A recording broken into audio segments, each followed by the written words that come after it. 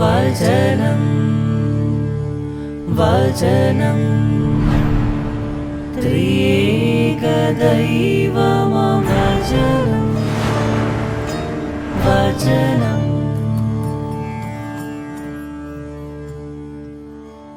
സ്നേഹമുള്ളവരെ, ത്രസ് കാന്തോസ് എന്ന ധ്യാന വിചാരത്തിലേക്ക് നിങ്ങൾക്ക് ഏവർക്കും സ്വാഗതം.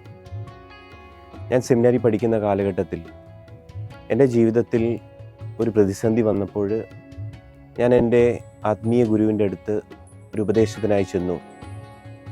ഞാൻ എൻ്റെ പ്രശ്നങ്ങളെല്ലാം അദ്ദേഹത്തോട് പങ്കുവച്ചു.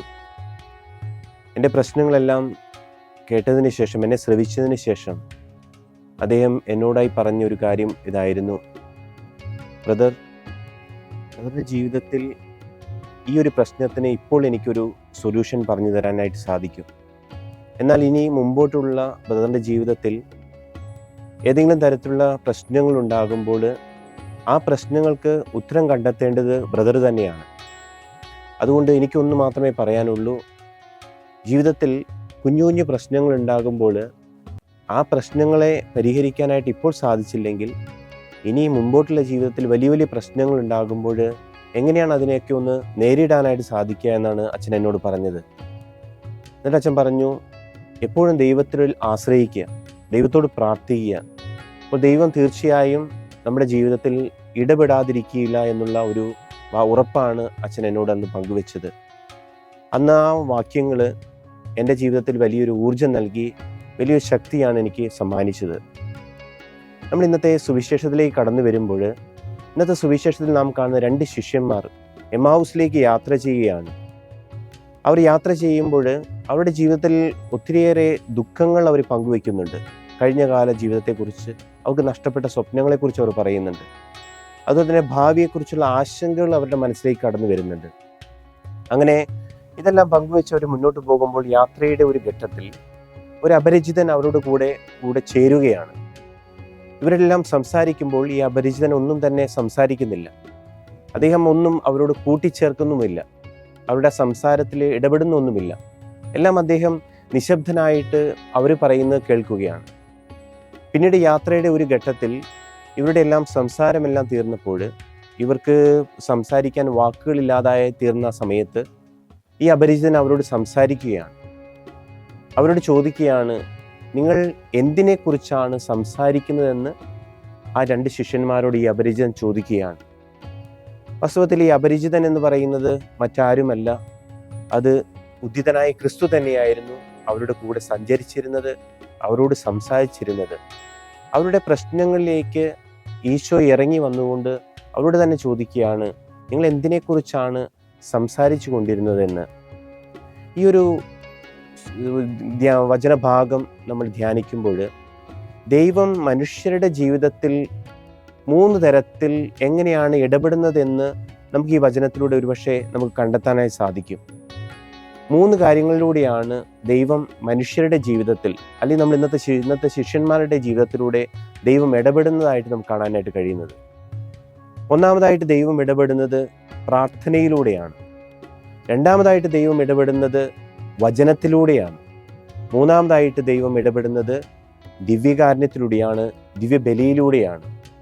നമുക്ക് ഈ 3 കാര്യങ്ങളെക്കുറിച്ചൊന്ന് ചിന്തിക്കാം. ഒന്ന്, ദൈവം ഇടപെടുന്നത് പ്രാർത്ഥനയിലൂടെ. നമുക്കറിയാം, പ്രാർത്ഥന എന്ന് പറഞ്ഞു കഴിഞ്ഞാൽ ദൈവവുമായിട്ടുള്ള സംഭാഷണമാണ്, അല്ലെങ്കിൽ സംസാരമാണ് പ്രാർത്ഥന എന്ന് പറയുന്നത്. ഇന്നത്തെ സുവിശേഷത്തിൽ നമ്മൾ കാണുന്ന 2 ശിഷ്യന്മാർ അവരുടെ യാത്രയിൽ അവർ ദൈവവുമായിട്ട് സംസാരിക്കുവാനായിട്ട് തുടങ്ങുകയാണ്. സംസാരിക്കാൻ തുടങ്ങുമ്പോൾ പിന്നീട് ദൈവം അവരുടെ ജീവിതത്തിൽ ഇടപെടുകയാണ്. ദൈവത്തോട് അവരുടെ കാര്യങ്ങൾ പങ്കുവയ്ക്കുമ്പോൾ ദൈവം തന്നെ അവർക്ക് ഒരു സൊല്യൂഷൻ പറഞ്ഞു കൊടുക്കുകയാണ്. നമുക്കറിയാം, ഇന്ന് മനുഷ്യരെല്ലാം തന്നെ വലിയ വലിയ പ്രശ്നങ്ങളിൽ അവർ നീന്തിക്കൊണ്ടിരിക്കുകയാണ്. അവർക്ക് എങ്ങനെ ആ പ്രശ്നങ്ങൾ പരിഹരിക്കണമെന്ന് പലപ്പോഴും അവർക്ക് അത് തിരിച്ചറിയുവാനായിട്ട് പലപ്പോഴും മനുഷ്യർക്ക് സാധിക്കുന്നില്ല. നമ്മളിന്ന് പല മനുഷ്യരോടൊക്കെ ചോദിക്കുകയാണെങ്കിൽ, നിങ്ങൾ ജീവിതത്തിൽ പ്രാർത്ഥിക്കാറുണ്ടോ എന്ന് നമ്മൾ ഇടയ്ക്കൊക്കെ ചോദിക്കുകയാണെങ്കിൽ അവർ പറയുന്ന ഉത്തരം, ഞങ്ങൾ പ്രാർത്ഥിക്കാറില്ല എന്നാണ്. പ്രിയമുള്ളവരെ, നമ്മുടെ ജീവിതത്തിൽ പ്രശ്നങ്ങളുണ്ടാകുമ്പോൾ, ദുഃഖങ്ങളുണ്ടാകുമ്പോൾ, ജീവിതത്തിൽ നമ്മളെയൊക്കെ ഞെരുക്കുമ്പോൾ നമ്മൾ ദൈവത്തോട് പ്രാർത്ഥിക്കുവാനായിട്ട് തയ്യാറാകുമ്പോൾ മാത്രമാണ് ദൈവം നമ്മുടെ ഓരോരുത്തരുടെയും ജീവിതത്തിൽ ഇടപെടുക. അതുകൊണ്ട് പ്രാർത്ഥനയുടെ ഐക്യത്തിൽ ദൈവമായിട്ട് ഒന്നായി തീരുവാനായിട്ട് നമുക്ക് കഴിയണം. രണ്ടാമതായി, ദൈവം മനുഷ്യരുടെ ജീവിതത്തിൽ ഇടപെടുന്നത് ദൈവവചനത്തിലൂടെയാണ്. വചനത്തിലൂടെയാണ് ദൈവം മനുഷ്യരുടെ ജീവിതത്തിൽ ഇടപെടാൻ ആഗ്രഹിക്കുന്നത്. ഇന്നത്തെ സുവിശേഷ ഭാഗത്ത് യേശുനാഥൻ വചനം വ്യാഖ്യാനിച്ചു കൊടുത്തപ്പോൾ, വിശുദ്ധ ലിഖിതങ്ങൾ വ്യാഖ്യാനിച്ചു കൊടുത്തപ്പോൾ അവിടെ ഹൃദയം ജ്വലിച്ചു എന്നാണ് പറയുന്നത്. ഇന്നത്തെ വചനഭാഗത്ത് പറയുന്നുണ്ട്, മോശ തുടങ്ങി സകല പ്രവാചകന്മാരുടെയും ഗ്രന്ഥങ്ങളും അവരുടെ വാക്കുകളുമെല്ലാം അവർക്ക് വ്യാഖ്യാനിച്ചു കൊടുത്തപ്പോഴാണ് അവരുടെ ഉൾക്കണ്ണുകൾ തുറന്നത്, അവരുടെ ഹൃദയം ജ്വലിച്ചത്, അവർക്ക് അവരുടെ ജീവിതത്തെക്കുറിച്ചുള്ള ബോധ്യങ്ങൾ അവർക്ക് നേടിയെടുക്കാനായിട്ട് സാധിച്ചത്. ദൈവം നമ്മുടെ ജീവിതത്തിൽ ഇടപെടാൻ ആഗ്രഹിക്കുന്നതും ഈ വചനത്തിലൂടെയാണ്. കാരണം വചനം മാംസമായിട്ട് ധരിച്ചതാണ്. ആ വചനം നമ്മൾ സ്വീകരിക്കാൻ തയ്യാറാകുമ്പോൾ, ആ വചനം വായിക്കാൻ നമ്മൾ തയ്യാറാകുമ്പോൾ മാത്രമാണ് ദൈവത്തിന് നമ്മുടെ ജീവിതത്തിൽ എന്തെങ്കിലും ചെയ്യാൻ സാധിക്കുകയുള്ളൂ. നമുക്കറിയാം, നമ്മൾ പലപ്പോഴും നമ്മൾ ദിവ്യബലി പങ്കെടുക്കുമ്പോൾ നമ്മൾ വചനം കേൾക്കാറുണ്ട്. അല്ലെങ്കിൽ നമ്മൾ കുടുംബ യൂണിറ്റ് പ്രാർത്ഥനയിലോ മറ്റു പരിപാടികളിലൊക്കെ നമ്മൾ പങ്കെടുക്കുമ്പോഴും നമ്മൾ വചനം കേൾക്കുന്നുണ്ട്. എന്നാൽ നമ്മുടെ ജീവിതത്തിൽ വ്യക്തിപരമായിരുന്ന് ഒരു വചനം വായിക്കുവാനായിട്ടുള്ള ഒരു ശ്രമം നമ്മുടെ ജീവിതത്തിൽ പലപ്പോഴും ഉണ്ടാകാറുണ്ടോ എന്ന് നമുക്ക് സ്വയം ചോദിച്ചു നോക്കുക. വചന വായനയിലൂടെ തീർച്ചയായും നമ്മുടെ ജീവിതത്തിൽ ദൈവത്തിന് ഇടപെടാനായിട്ടുള്ള സാധിക്കുമെന്നുള്ള ഒരു ബോധ്യമാണ് ഈ ശിഷ്യന്മാരുടെ ജീവിതത്തിലൂടെ നമുക്ക് കാണാനായിട്ട് സാധിക്കും. മൂന്നാമതായി, ദൈവം നമ്മുടെ ഓരോരുത്തരെയും ജീവിതത്തിൽ ഇടപെടുന്നത് ദിവ്യബലിയിലൂടെയാണ്. ഇന്നത്തെ സുവിശേഷത്തിൽ യേശുനാഥൻ അപ്പം മുറിച്ച് അവർക്ക് അത് പങ്കുവെച്ചപ്പോൾ അവരുടെ കണ്ണുകൾ തുറന്നു എന്നാണ് നമ്മൾ കേൾക്കുന്നത്. ഓരോ ദിവ്യബലിയിലും നമ്മൾ കാണുന്നത് അതുതന്നെയാണ്. അപ്പം മുറിച്ച് അത് പങ്കുവെക്കുമ്പോഴാണ് നമ്മുടെ ഓരോരുത്തരെയും ഉൾക്കണ്ണുകൾ തുറക്കുന്നത്, നമ്മുടെ ജീവിതത്തിലെ ഹൃദയങ്ങൾ തുറക്കപ്പെടുന്നത്. നമുക്കറിയാം, ദിവ്യബലി എന്ന് പറയുമ്പോൾ നമ്മുടെ ജീവിതത്തിൻ്റെ ഭാഗം തന്നെയാണ് ദിവ്യബലി എന്നുള്ളത്. വിശുദ്ധ കുർബാന എന്നറിയപ്പെടുന്നത് പ്രാർത്ഥനകളുടെ പ്രാർത്ഥന എന്നാണ്. പലപ്പോഴും ഈ വിശുദ്ധ കുർബാനയിലുള്ള നമ്മുടെ വിശ്വാസം എത്രത്തോളം ഉണ്ട് എന്ന് നമ്മൾ പരിശോധിക്കേണ്ടതാണ്.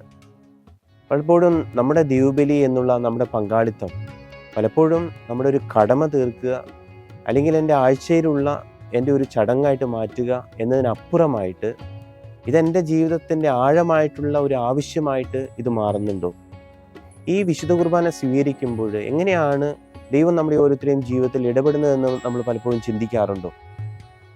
നമ്മൾ ഈശോയെ നമ്മുടെ ഹൃദയത്തിലേക്ക് നമ്മൾ സ്വീകരിക്കുമ്പോൾ ഈശോ നമ്മുടെ ജീവിതത്തിൻ്റെ സന്തോഷത്തിൻ്റെയും ആനന്ദത്തിൻ്റെയും എല്ലാത്തിൻ്റെയും ഈശോ ഭാഗമായിട്ട് മാറുകയാണ്. ദൈവം നമ്മോടുകൂടെ എന്നുള്ള ഒരവസ്ഥയിലേക്ക് നമ്മൾ തന്നെ മാറ്റപ്പെടുകയാണ് ചെയ്യുന്നത്. ആ ഒരു യാഥാർത്ഥ്യത്തിലേക്കാണ് വിശുദ്ധ കുർബാനയെ സ്വീകരിക്കുന്നതിലൂടെ നമ്മൾ ഓരോരുത്തരും നമ്മൾ മാറ്റപ്പെടുന്നത്.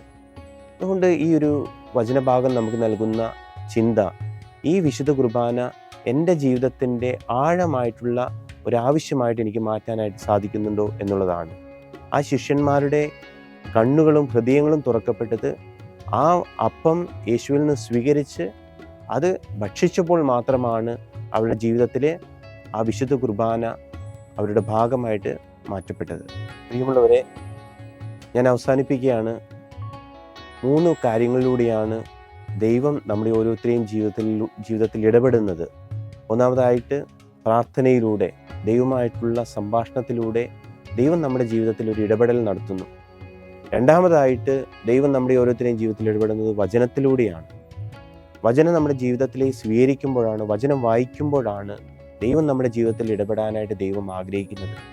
മൂന്നാമതായിട്ട് ദൈവം നമ്മുടെ ജീവിതത്തിൽ ഇടപെടുന്നത് ദിവ്യബലിയിലൂടെയാണ്.